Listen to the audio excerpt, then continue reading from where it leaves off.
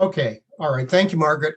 Um, there are two important aspects of COVID-19 crisis. The first is the need for the immediate challenge of COVID-19 in terms of the workplace, the COVID-19 related research, and and international collaborations. Second, the future of research given the impact of the global economic recession. I'll rely on the other panel members to respond to how their respective universities are responding to the immediate crisis posed by COVID-19. I'd like to focus my attention on the second major challenge, which is how our universities preparing for the fiscal impact of the accompanying economic recession. From experience, we know that such recessions can impact public or governmentally supported universities differently than private universities. For example, during the Great Recession of 07-08, the impact was immediate on both types of institutions, but while private universities generally recovered more quickly as the market and the economy improved, the recovery of public universities took a much longer period of time since they were more reliant on governmental support. Several major research universities also took advantage of low interest rates to invest in infrastructure and facilities to support their research activities. Public universities also took advantage of governmental stimulus programs to also invest in research facilities and in infrastructure, particularly in the health sciences area. While the impact of the current recession was immediate, particularly given COVID-19, it's time to assess both the challenges and opportunities of conducting future research and strengthening international collaboration. From the perspective of supporting research, there have been several major changes in higher education in the recent time. The cost of major research projects have grown significantly. Consequently, there are currently more efforts involving consortiums of universities, both domestically and internationally. The University of Arizona, where I was the Senior Vice President for Finance, is currently part of a consortium that is involved in constructing the Giant Magellan Telescope. Consortium members include the University of Arizona, Harvard University, University of Chicago, Korea Astronomy and Space Science Institute, Astronomy Australia Limited, the Smithsonian Institution, and the Carnegie Observatories. This consortium has several lessons that could be helpful in rethinking how future research initiatives could be funded. First, the consortium includes a combination of support from universities, governments, and private philanthropy. Second, each partner of the consortium contributes both financial support as well as technical expertise. The University of Arizona, for example, is providing the mirrors that are a key component of the telescope. Third, there is a core organization that handles all the financial, administrative, and operational support involved constructing the telescope. So each institution is not dependent on doing that. It has an organization that's been established that's overseen by the consortium members to handle most of the logistics, finance, and construction. As we look to the future, it's clear that major research projects, such as the Giant Magellan Telescope, are too expensive to be the sole responsibility of any single university. Furthermore, in the age of global communications and technology, it's now possible and desirable to engage in research regardless of place or time. The current efforts related to COVID-19 confirm this hypothesis. According to a recent report of the American Institute of Physics, the pandemic, this is a quote, the pandemic has opened opportunities to convene scientists in new ways, making use of new technologies that shrink distances and enable new forms of interpersonal interaction across miles. Social distancing and other pandemic countermeasures, such as virtual meetings, have illuminated the increasing interconnectedness of science, the important roles played by each field of science, as well as the challenges and opportunities associated with new ways of connecting scientists. So I think you need to look at the COVID-19 as certainly a major challenge, but it's also a major opportunity. And we saw that as part of the Great Recession of 07-08. People rethought how they did things and how they could do it with limited resources and more reliance on consortiums. And so I think that is the future moving forward. Now I'll now turn it over to the other panel members. Thank you.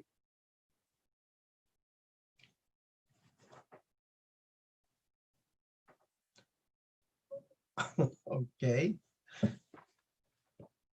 I think, Randy, it's you. Actually, I believe it's France who Oh, it's Francis. I'm sorry, Francis. It is you. Okay. I mean, it's you. Right. Go ahead. Yeah, Okay. great. Let me just say hello to everyone and welcome to all the people listening today. My comments will draw on observations that are gleaned from various webinars and surveys, including recent online events, all of which I participate in and which are focused on COVID-19 and its impacts.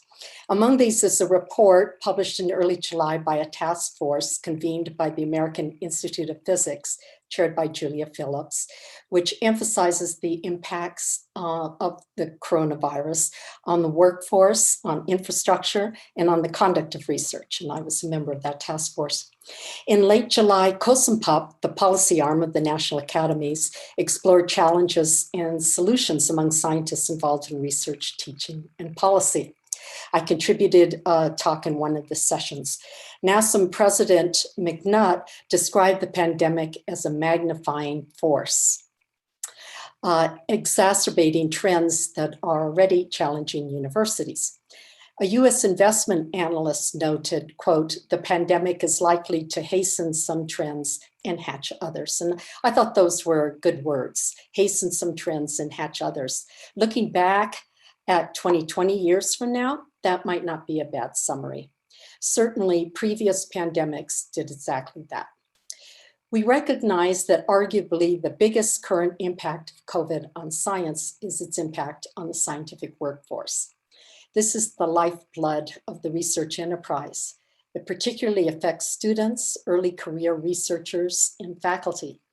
In many instances, hiring has been curtailed and laboratory and field work, both at home and abroad, have been interrupted.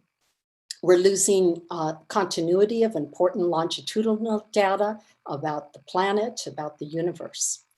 The pandemic affects the use of infrastructure, and we heard about that from Jim Hyatt just a minute ago. That's facilities, research centers, laboratories that are needed for scientists to make discoveries. Many large facility projects of NSF, NASA, and DOE are much delayed. We know, for example, the James Webb and Vera Rubin telescopes are delayed in construction, and the Antarctica Modernization Construction Program has been halted to avoid contaminating that continent. The pandemic affects international partnerships and the flow of international students. Arguments for the value of international students were given in a July New York Times article by President Raphael Reif of MIT. Quote, "We will never have all the talent, all the ideas, all the capacity to go it alone," said MIT Vice President for Research Maria Zuber.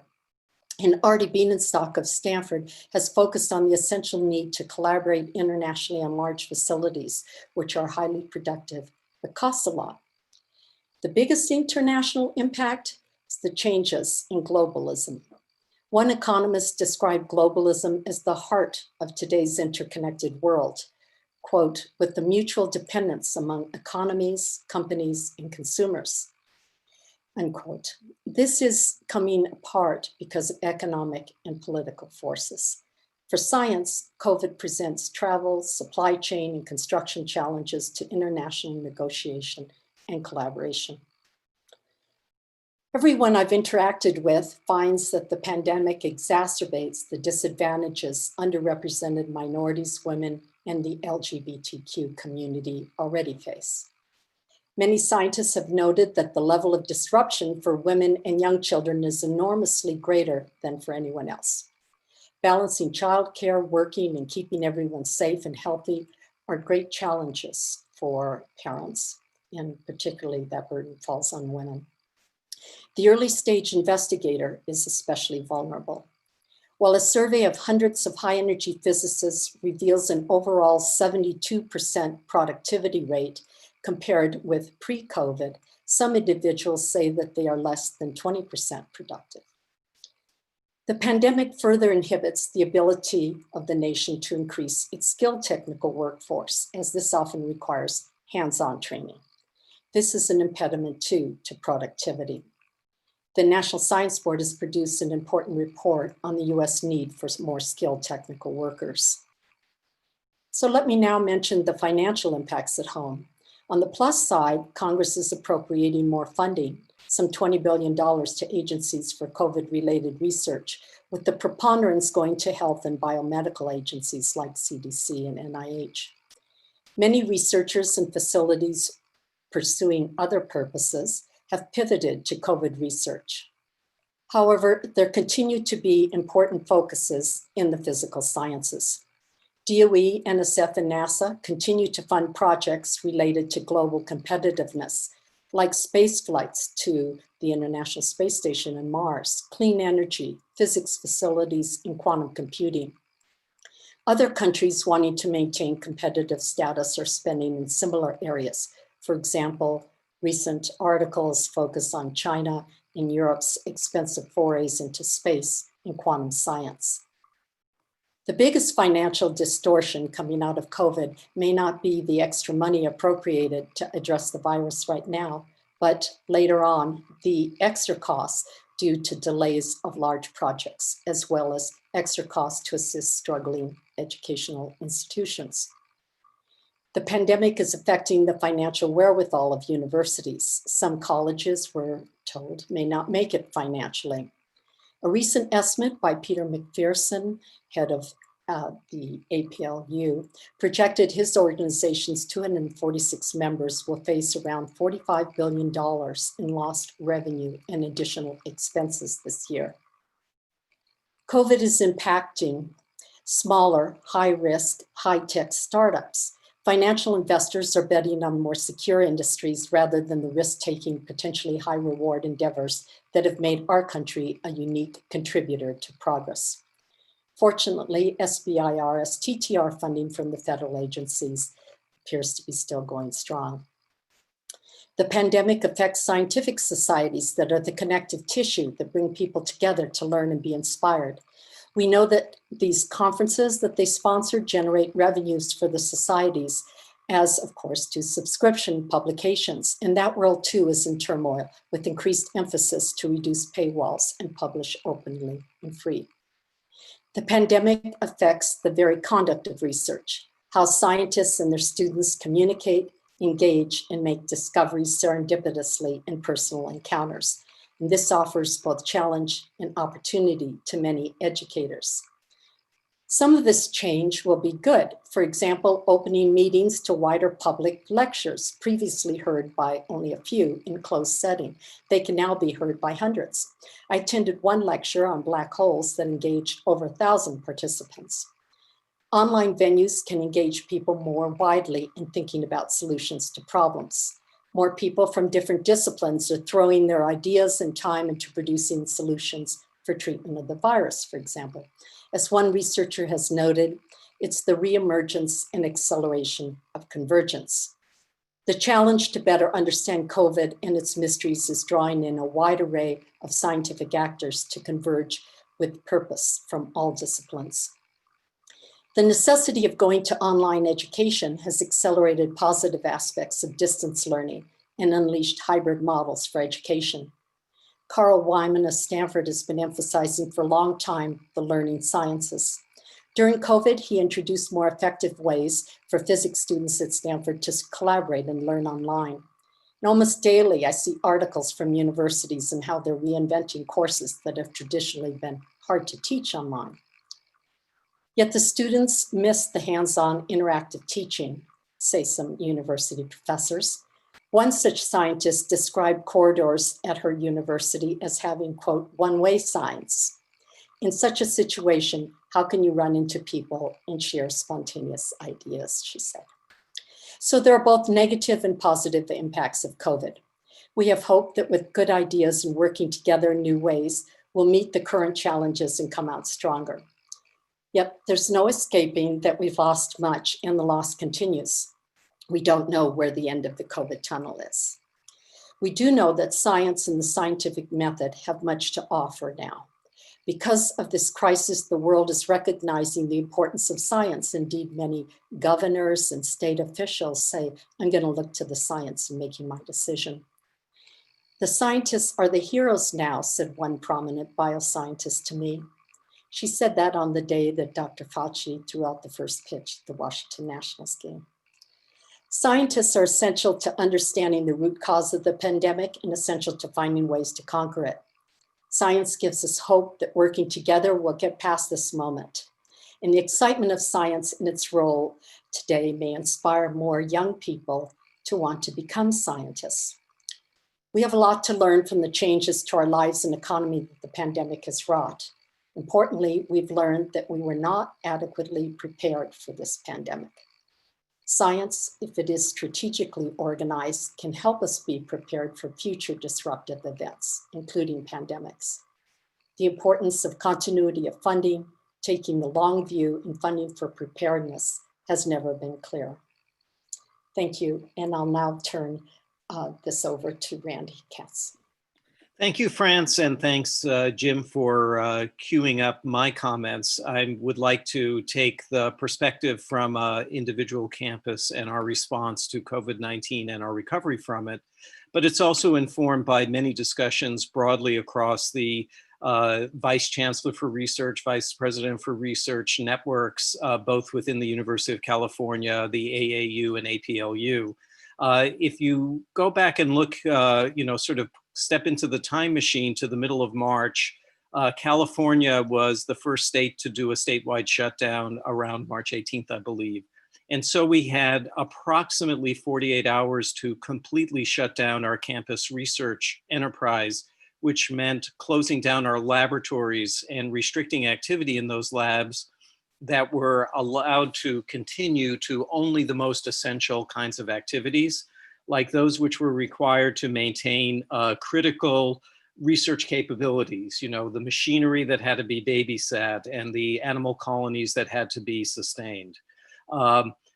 This affected all elements of our research enterprise, from laboratory to social science to human subjects and so on. We paused our field research as well. And of course, this led to tremendous disruptions in international collaborations. Our researchers could not travel, or researchers could not travel to Berkeley for collaboration. And what has developed over the last several months are some incredibly disruptive workforce issues as we move into our fall semester, which for Berkeley begins in another week. We still have incoming graduate students who are stranded in their home countries, unable to join us on campus to join research programs or to participate in their degree programs and so on. And sort of from a process perspective, being able to just manage bureaucratically these kinds of issues has been extremely challenging for our university and for every major university in the United States, if not internationally. As the pandemic continued and we had an optimistic perspective on it in the June timeframe, we allowed our campus research activity to ramp back. And using the guidance of the public health authorities of limiting standard density to about 25% of normal, we established a process on campus to essentially manage density in those research areas on our campus where the kind of work that was being done could not be done anywhere else. So this means essentially restarting laboratory, lab-intensive kind of research. This, of course, begs the question of working remotely when you're not in a laboratory-based discipline. And France has already described some of the productivity issues that our faculty have been experiencing, our researchers. We have not been able to provide the kind of access to archival material and library materials that would be the situation under normal circumstances. So indeed, this has had a deep impact on many areas of the research activity of the university. To pop up and sort of think a little bit about the university response, it's remarkable to see the shift in the research agenda. The sort of research community on university campuses have really stepped up, and infectious disease research, which of course was always an area of some level of interest, has become a prime area of interest, and it has exposed some of the limitations of our campus research facilities to support that kind of research, particularly biological containment facilities that we have on campus, BSLs. And this is having an effect not just in the life sciences. Our public health researchers, our engineering researchers, our social scientists our economists are all drawn into the societal challenge that COVID-19 represents and trying to bring to bear their expertise to understand it. The universities themselves have been a microcosm of response. Our research labs, our high throughput research labs used for kind of exploring genetic variation have been turned into COVID-19 testing labs. And this is not unique to Berkeley. It's very common across the university complex that in fact, in the fall of 2020, we're depending upon our research labs to provide a low-cost testing capability for our campus community. And again, our public health experts and life scientists have stepped forward to participate in, for example, an all Bay Area epidemiological study to really understand the dynamics of the infection. Now, of course, as Franz mentioned, there's been a significant increase in life sciences and infectious disease research funding. Just as one example, our NIH funding on the Berkeley campus increased 28% in more or less over the last 6 months. And this has placed tremendous demands on campus research infrastructure, as I've mentioned. This leads to some thinking about longer term impacts, and perhaps we can discuss this, when we go more into a panel session, which is really, will we return to, that wonderful interaction that people have in the corridors that are now one way? By the way, that's how our buildings are set up right now. All the flow in the buildings is one way to avoid contact. So how can we best support remote collaborative work?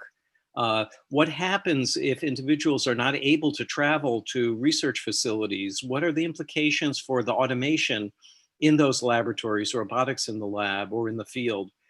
There's some new opportunities and new ways of that we need to be thinking about access to be able to perform our research. What about supply chain resilience, and in particular in our research workforce? International researchers are so absolutely critical to, and our open environment and attraction of the world's best talent to the United States is extremely important.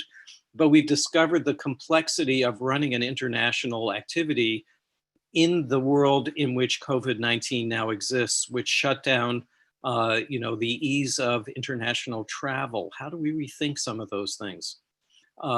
Research versus operations and the infrastructure for the next pandemic. So at least in California, this is actually the third and worst of 3 disasters that have taken place over the last 18 months. The first one was an air quality disaster due to fires in Northern California. The second one was the public safety power shutdowns, where our local power authority disconnected the university from power supplies. And now each one of those lasted for a few days. Now we've really been facing something that's literally lasted for months. What is the next disaster? Are we ready for it if it's an earthquake in Northern California or something like that? So research resilience as a national need has become extremely important. And then the last point I want to raise is balancing the research portfolio. We're so shaped by the response to COVID-19, the funding opportunities and so on.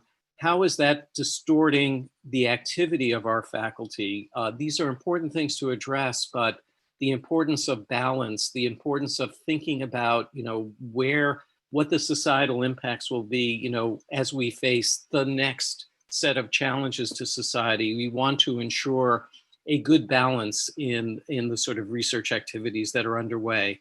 So these are just some of the longer term impacts and challenges that I hope we'll have a chance to discuss a bit more.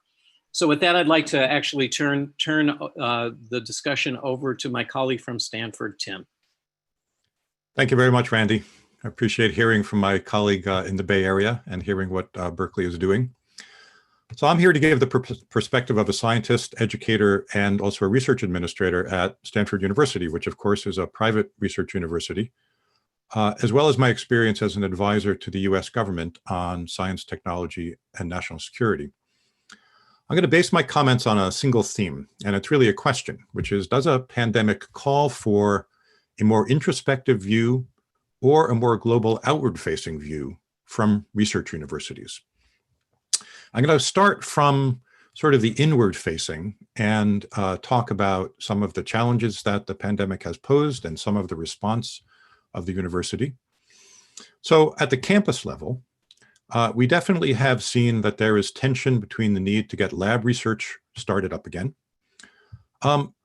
and all of the other forms of research that are non-lab research, which still are unable to access our campus at the current state of campus access that's allowed by state and county regulations and our interpretation of them. This is a problem because many people, even though they can accomplish their work off campus, feel that access to campus and the interactions that happen there are really integral to their work. There's also a sense that there is heightened student distrust of the administration. And this comes from both the undergraduate and graduate level. And I think part of it is that the university has been faced with making many important decisions that affect the lives of undergraduates and graduate students, as we're seeing play out right now with decisions of universities with respect to bringing students back or not for the fall, and grading policies for students, policies associated with graduate students working in labs. These are all critically important. A related problem that we've seen is that the normal communication channels that we use at universities have failed to get the information down to all relevant parties. And when we're talking about critically important information as it relates to a pandemic and the response to it, this is really highlighted. And we are thinking hard about how to do better with that. And of course, working with the realization that there are many forms of communication now that can take place, not just email or websites, and that we really should be using all of those resources to maximally affect our ability to get information to people. Another thing we have seen on campus, and of course it's happening across the country, is that there is a renewed interest and commitment to diversity, equity, inclusion. Students are deeply interested in this, as well as faculty and administrators. It's important to do better communicating what we already do at universities with respect to these issues, and to do even better than we are currently doing by reviewing our practices and thinking harder about how we can make for more diverse professoriate and do better in our classrooms with equity and inclusion. There's also, of course, new opportunities that come from remote education, research, and administration. Now, like many campuses, we had already started programs to allow administrative staff to work from home. And it's clear now that, of course, that much of that kind of work really can be done very effectively and efficiently from home. It's hard to imagine that we would go back on that. I think that will be a new normal for campuses. Another thing we've noted, as you might anticipate, is that there's been a real stress on computing resources at the university, because much of the work from home that researchers can do involves computation. And that really has been a driver for us to commit to expanding our computational resources. So that's the campus. What about the local community? Stanford, of course, exists in a community in the Bay Area, in the San Francisco Bay Area, south of the Berkeley campus, in a more sort of suburban area, just north of Silicon Valley. And we have to think of the perception of the role of a large private research university in that community context. Clearly, it's a major employer, but is it more? So there are two areas where we really have done, I think, very well with respect to interacting with the community. One is in medical care. Stanford Health Center has provided extremely important medical care and COVID-19 testing to the local community. Another, which I think we can do better in, is science outreach. And we really need to help promote trusted voices, which I'll return to later in science, coming from the campus out to the local community. The Bay Area, of course, also has tremendous income disparity over rather short geographical distances. And we think that social science research and applications facilitated by advances in artificial intelligence will be critical to addressing these disparities, which are at play so clearly in the Bay Area. Now, if you move to the national level, right, so the view of a research campus looking out at the national level, we of course see that there's tremendous political polarization of things like science and technology that were not as politicized in the past. And this polarization has resulted in there no longer really being universally trusted sources for information. So as scholars, how do we break through that? And we know this is critically important because we see evidence that the federal government has only limited input from scientists in decision-making. How do we help to ensure that science informs policy decisions that affect the lives of everyone in the US? How can we better marshal the incredible research capacity of universities in response to emergencies such as pandemics? And should that include closer work with the national laboratories that are in DOE and the biotech and pharmaceutical industries? And as most people know, the Bay Area is particularly rich in these, having extremely strong academic labs, having national labs, Lawrence Berkeley, Lawrence Livermore, and SLAC, and of course, the amazing biotechnology industry that is based in the Bay Area as well. Then move to the international level. Now, of course, it is trite but true that infectious disease does not respect borders, and that we have a more globally mobile human population than we ever have before. So clearly there is need for more international collaboration. But at the same time, we have factors that are making that collaboration more difficult. There is great concern about the rise of science in particularly China with respect to the US and how that relates to national security and economic security of the US. There is concern about some programs that other countries have, and again, China has been the focus of this, but it shouldn't be the only place we are looking. Programs that have ties, that scholars who come to the US have ties to their home country and the way information is transmitted. We're talking about fundamental research here. Those are driving a lot of changes in the way that we assess foreign engagements. And some of those have the potential to make life difficult for universities which thrive on foreign collaborations and foreign students, the best foreign students coming to the US to be trained and contribute to our research enterprise. These are serious problems to address. Of course, science has always existed in a situation where geopolitics do matter, and this is no different.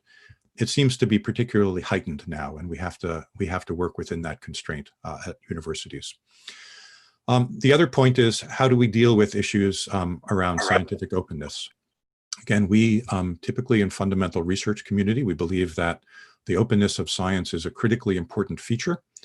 And yet there are, again, concerns that have caused discussion about whether we should change that policy of openness. I'll just end with a quick few notes about things that we are doing at Stanford. So one is that we realize that enhancing the flexibility of faculty research is critically important. Faculty who wanted to pivot to be able to research based on COVID-19 and the pandemic, not just in biology, but also in social science and the humanities. We need to be able to facilitate that at the university level. One way we can facilitate that is by providing seed grants to people. Another way is that we can provide the strongest shared facilities possible to help leverage the federal investment in research, such that faculty can do an even better job on their research. Another is that we have just undergone a long-range planning exercise at Stanford. And one of the things it settled on is sustainability as a major theme for research in the future at Stanford. The discussion of how to implement that is still ongoing, but we view that as a broad area that encompasses many of the things that are of concern: climate change, energy, infectious disease, and human resilience as well, that have been raised by the pandemic. And we look forward to working at all of those levels that I discussed to try to make the human condition better, which is, I think, the goal of research universities. Thanks, and I will now turn it over to David.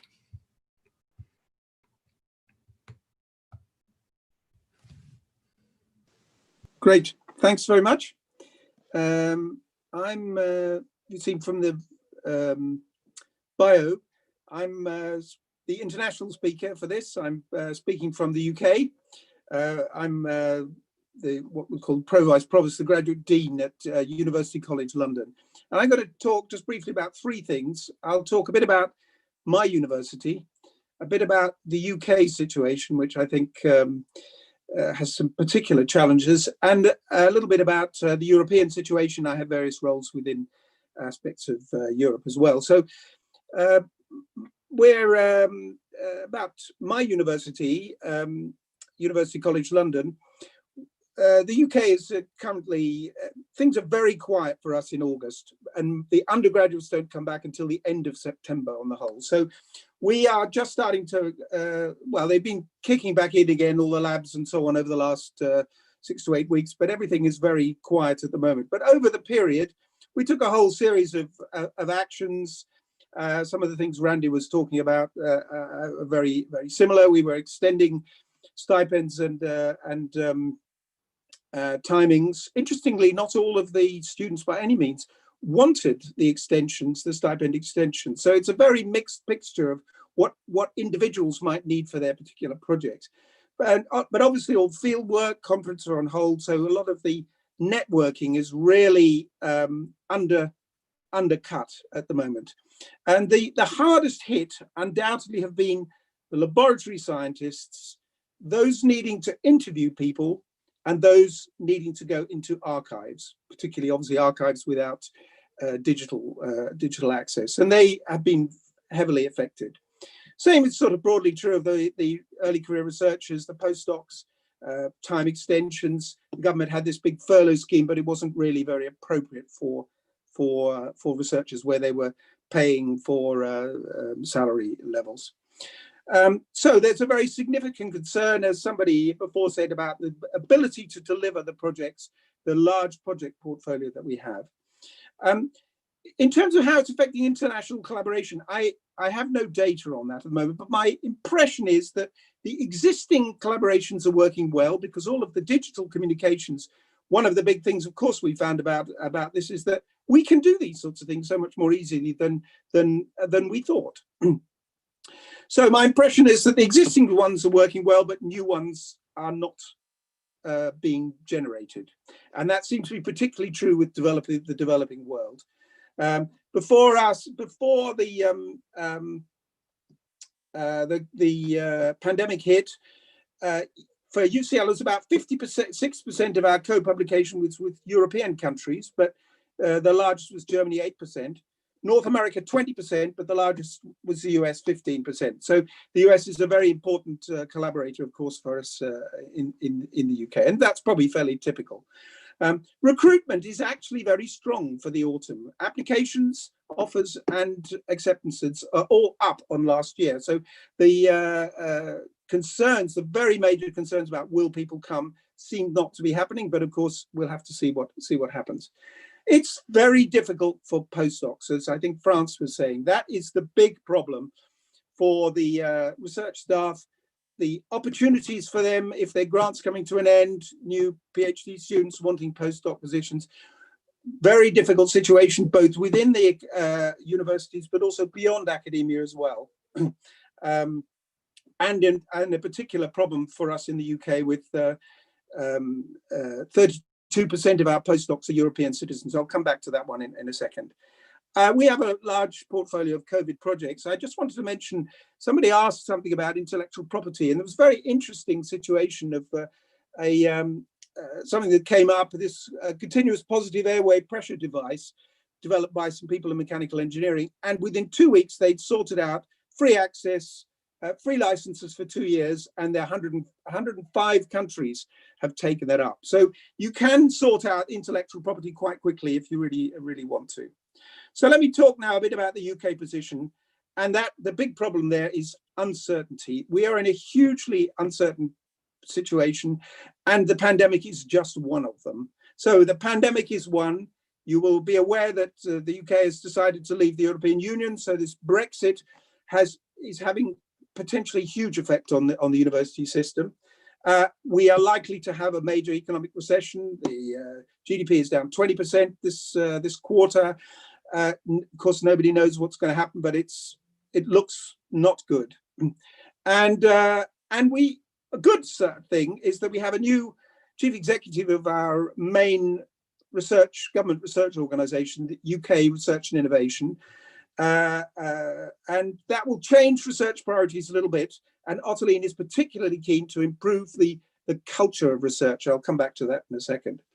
So just as France said, real evidence that the women carers and minorities are particularly being hit, acutely affected by this. So the UK wishes to spend its way out of these problems by aiming for spending more on research and development. They aimed 2.4% of GDP on research and development. That's been in the industrial strategy for some time, and want to see science as part, anyway, of getting us out of this. But and a very significant R&D growth is promised.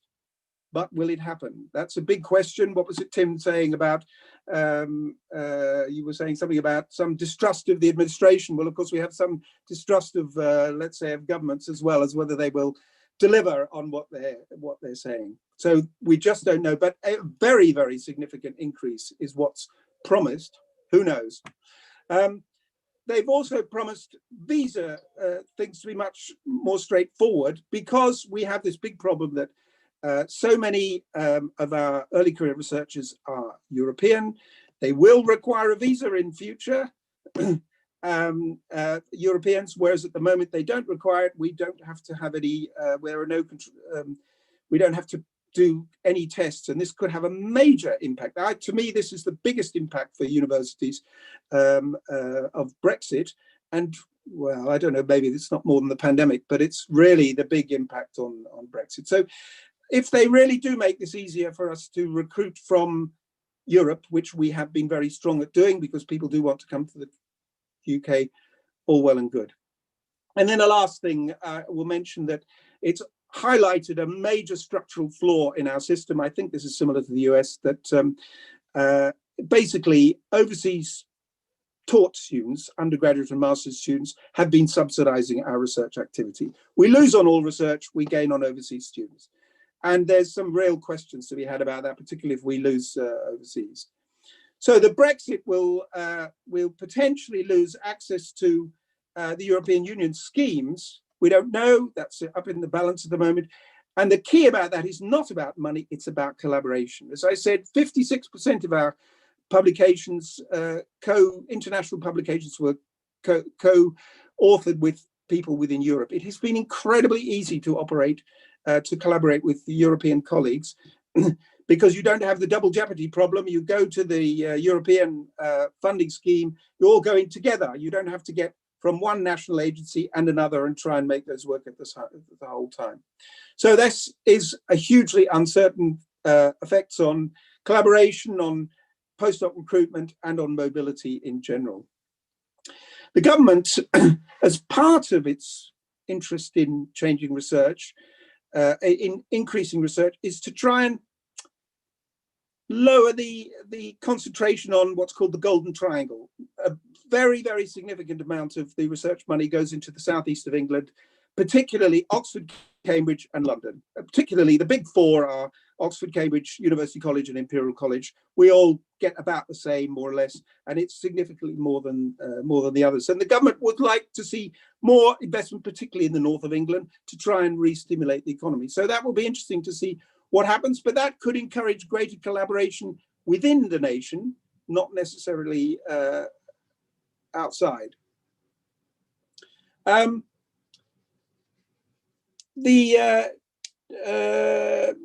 Final little bit about the UK situation. The charities have been very heavily affected, of course, and industry support is dropping as well. The last thing I wanted to say about the UK was Ottoline Laser arriving as chief executive of UKRI, very keen to improve research culture, which has become hyper competitive, toxic in many ways, particularly for early career researchers, and indeed for more senior ones as well. So she wants things to be more collaborative, more open science, that was mentioned before, more transparency on research careers, and more independence for postdocs. At the moment, you know, they do almost what their PI tells them to do. We need to be training them and allow them to have much more independence. And I think that will include more collaboration overseas. But so we need these researchers we know most of them are not going to stay in the academy. We need to be training them to be innovators in society. We train them well on research. Do we train them well enough on innovation? I wonder. So last few points about Europe. European schemes aim to be very global. They have associated states. I think there's rules by which the United States can be involved, but there's a big debate going on about budget. It's the current plan is 80 billion euros over the next framework program, which I think is 5 years, which was considerably less than what the community was after. So we'll have to see what happens. But there's some really good schemes within Europe that really encourage independence for postdocs. The Marie Curie Skłodowska scheme in particular really allows them to fly in an early way.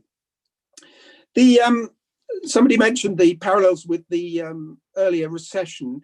It's not quite the same in Europe because so much of we rely very little on philanthropic support, which was the thing that was really hit by the recession. The states, the UK, Germany and France all stepped up and really pretty much maintained the science budget.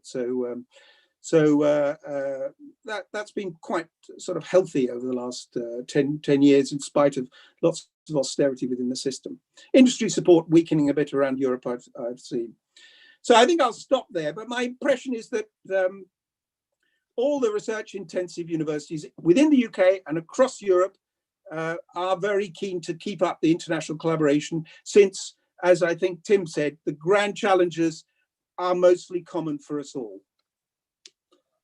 So I'll pass back to Margaret, I think, now, and we might have some questions. Thank you so much, all of you. And I'm very sorry that I've had this internet problem.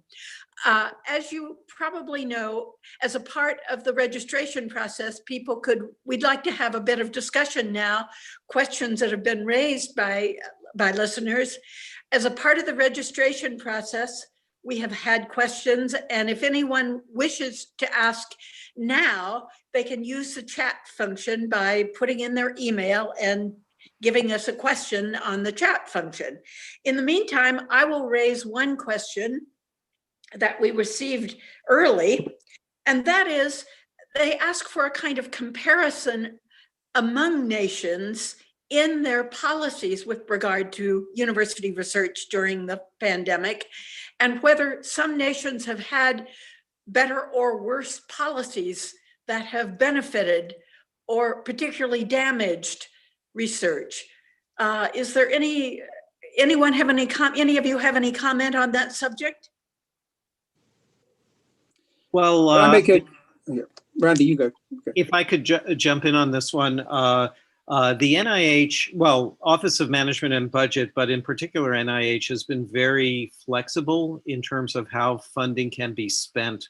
You could imagine that there are researchers who were denied access to laboratories and could not make progress on their projects. Some agencies demanded that those progress be made or return the funds, and other agencies were flexible about maintaining the research capability. NIH is a great example, NSF and so on. So this is a positive policy that the government put forward.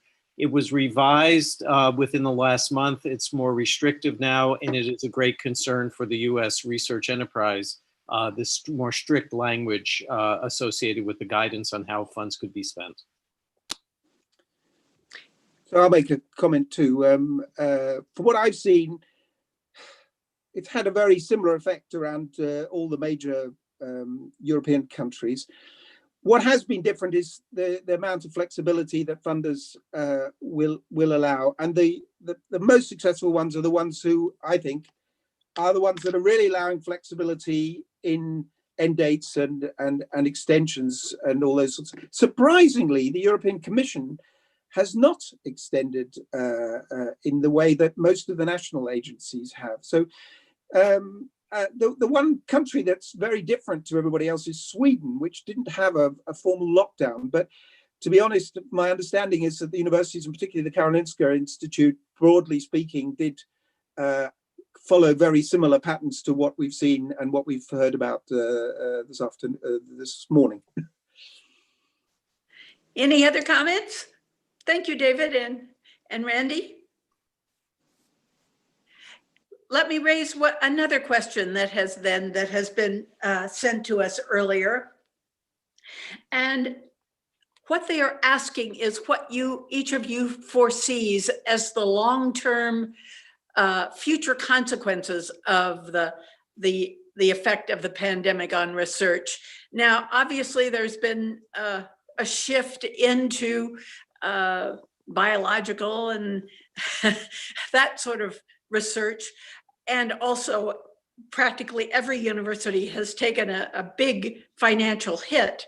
But how do you see us emerging from this? Have there been innovations about collaboration online that will be a promising future trend?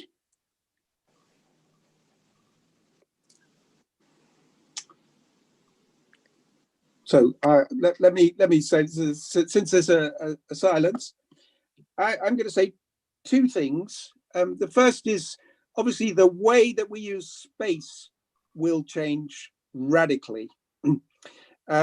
Space within our campuses, where I don't know about you, but certainly most universities in cities have real major problems about how they can fit things in.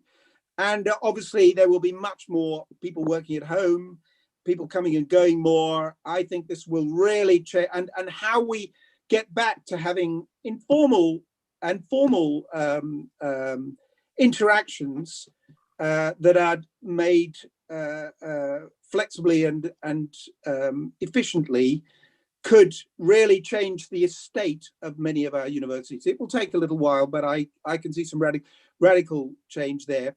The other radical change I would like to see, and I really hope it does happen, is this problem for early career researchers. They are hitting a big storm, huge problems about their where they will go in the short term.